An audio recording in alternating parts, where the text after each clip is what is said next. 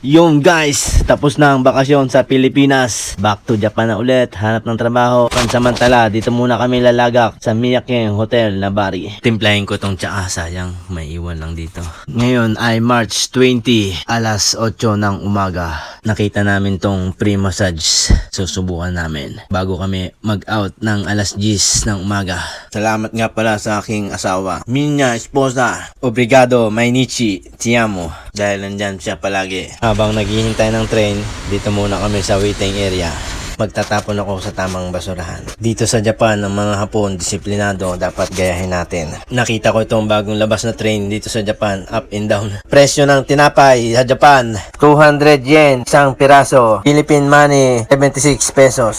Isang piraso. Paborito ng asawa ko, ang Jiduhang Baiki. Isang bote ng kape niya, 150 yen. 57 pesos, one bottle. Thanks for watching. Ciao, ciao!